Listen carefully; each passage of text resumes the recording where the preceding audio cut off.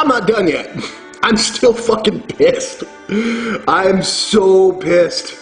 Oh, I'm so mad. But I'm handling it better than I thought because I see it. I see it.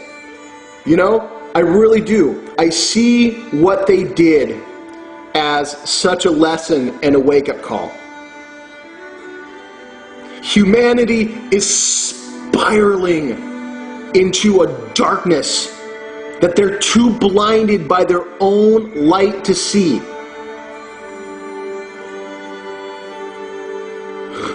They're blinded by the light. They see this Jesus figure far in the distance. Oh, and he's so bright, he's so wonderful. I can't even see, but it's dazzling. They reach out for a hand and it's a scaly claw. And he just leads them down the path. Yeah. Welcome to slavery. Welcome to full-on captivity. We're going to use peace as a weapon. We're going to use enlightenment as a weapon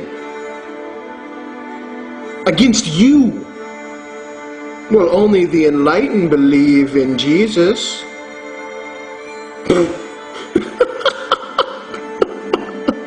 The sheep. Why do you think they call you the flock?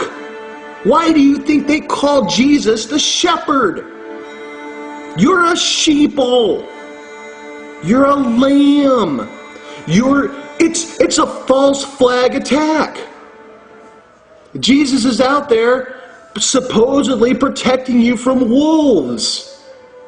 Which is weird because you know what wolves are? They're free, wild, ferocious, life-loving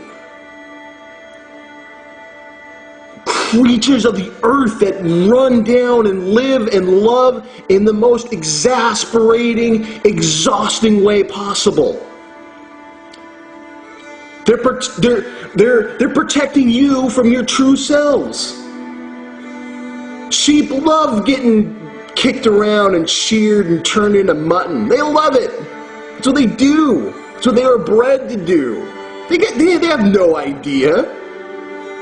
You know, could you imagine a sheep looking at like a wild ram? Oh man, talk about bizarre. That sheep might just go, what the hell are you? What? You kind of look like me, but you have horns, and you're wild, and where's your shepherd? Where's your cage? Man, something must be wrong with you. I gave my horns up generations ago. And my masters say I'm going to the slaughterhouse because I'm a good little sheep and you can't come. So there. The sheep of Jesus. You love it. You love it. And you just coddle around him and he keeps his little stick on a hook and he pulls you closer every time you look away and you go, what's over that horizon? Oh, that looks like a greener pasture over there. Oh, maybe I could go there. Oh, no, wait. Oh, there's the hook around my neck. I'm getting pulled back. Can't go look. Must be evil. Oh, that's right. Wolves live over there. Thank you, Jesus, for keeping me close to you. You look pretty hungry. What's that great smell coming out of your pot? Oh, by the way, have you seen my cousin around here anywhere? Oh, no? Oh, well, must have been carried off by wolves. Enjoy your, what do you call it, mutton, Jesus? If it feeds you, it must be delicious. I wonder what it's made of. Oh, well, I'll stick around. That's... You fucking retards. What? I can't... You know, just... Wow. You know what would change the world? If everyone stood up, pulled the wool back from their eyes and saw it for what it was.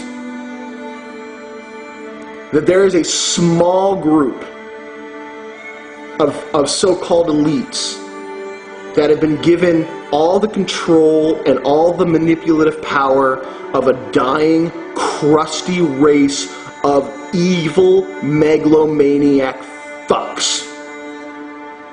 that have come to this planet because they got their asses handed to them by another group who finally stood up and fought them off, were chased across the galaxy. Most of them had to enter into interdimensional realms to run and to flee and to hide. And they found this planet and decided that they would start their shit crockery all over again. The reason they cannot and have not performed a full frontal assault on humanity is because we have smarter, more evolved spiritual life forms hanging around going, when the fuck are these humans going to wake up, and not allowing the reptilian entities to do a full takeover, because they know that they would get their asses kicked. Not that they're not dangerous warriors, don't get me wrong, but there's not enough of them. There's not enough of them anymore. They've been at this game for too long, and they get slaughtered after a while because things eventually get so fed up with it that fear falls to the wayside and they finally attack. So what they've done, they've gone into the shadows, they've manipulated the minds, they've created gigantic corporations, religions, that there are only a few at the top. You ever notice that every major corporation has a pyramid power scheme, and it's really only the first, second, maybe third tiers that really know what's going on. The rest of the bullshit just flows downward, and everything else is compartmentalized. No one really knows what else anyone's doing except for those top levels. That's the structure they've created.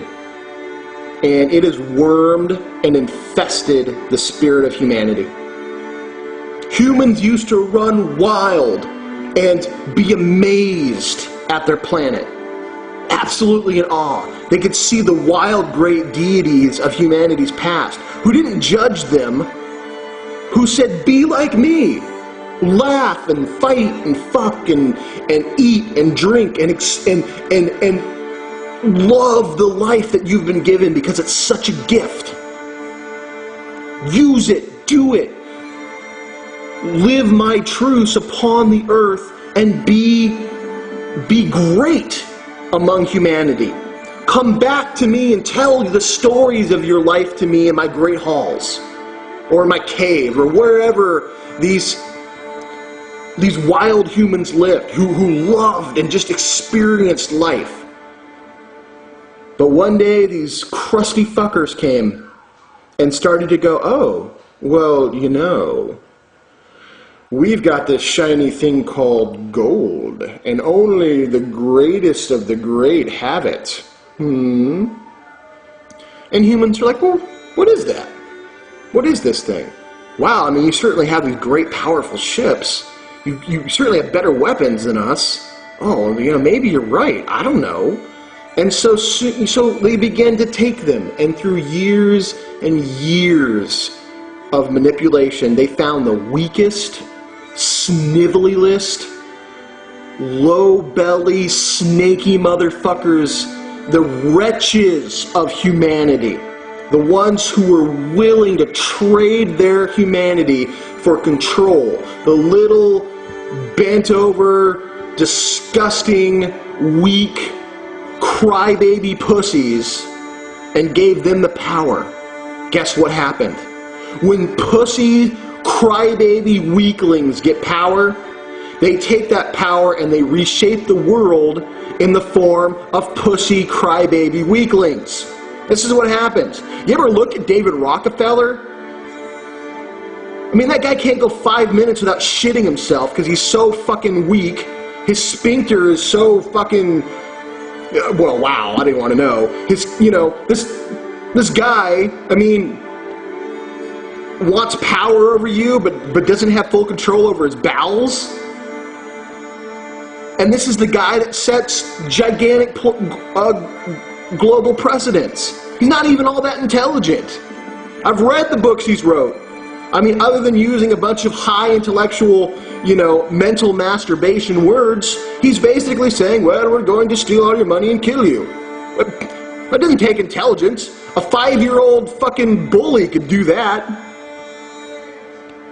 They gave the power to these weak wretches who didn't have the strength, didn't have the desire, didn't have the balls to live up to the greater of humanity. Corrupted it. You give power to these sniveling, weak, evil cowards, and look what they do to it. They steal your kids. They have sex with them.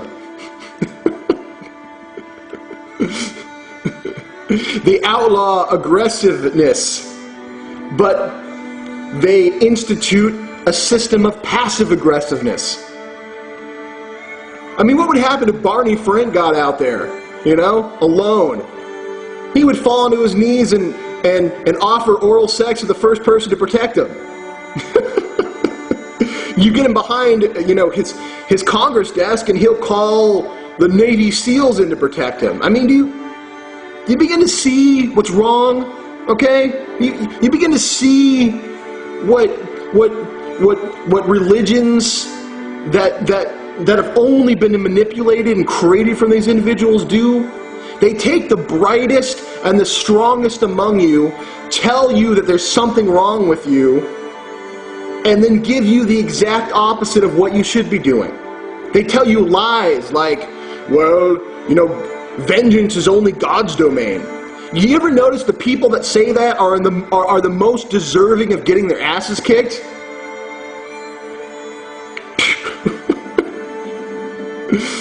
It's just so mind-boggling. I can't. God. And here people are, the few of us that go, you know what? We're not perfect. We never will be. But we're not even going to worry about that. We see the problems. We're going to rise up, and in the face of great and horrible evil, we're going to stand against it. And we're not going to wait for mutton-eating Jesus. We're going to become the heroes that we need. We're so much more difficult, but so much more worthwhile. Because once you embrace the inner hero, once you embrace your inner Christ energy, once you embrace the highest self that you can be, you can never go back. The phantoms and your so-called demons and the dark entities can't stand within your presence because there's no weaknesses for them to exploit. They can come to me all the time and say, Bearheart, I'm gonna fucking eat you. And I can look at them and I can say, take a bite, motherfuckers. Let's see if you can survive me. Let's see if you can choke me down. I've watched many of them gag and die because they can't handle. They can't handle it. Take a bite of me, motherfucker. See what happens. I don't even have to fight you. I can just watch you choke on the greater parts of me. That's what stepping up into your higher self is. You don't fear anything. I don't worry about the grace of Jesus. I don't need his fucking grace. He can take his grace and stuff it up his ass. I got my own. The true Christ energy, the true entity that was Jesus, was so much more powerful than any of you misguided little sheepients could ever understand. And you do him so much harm by your stupidity. When he said, I am the truth and light and the way, he meant for you to get off your fat fucking ass and actually go follow it. Not to sit around and wait for him to trudge back and go, what are you coming? Hello? I went down this dark tunnel, illuminating the path, thinking you were behind me, and I turn around and I'm alone. So I now gotta come back and go, hey, retard, wake the fuck up, this way. That's you. That's you and your church. That's you and your Christian flock of sheep. You want to save this world? It's time to become a wolf. It's time to start snarling and biting and tearing to shreds all the evil motherfuckers come to try to take it away from you. It's time to bite the hand of those who come to take your children. Wake the fuck up and grow some goddamn balls.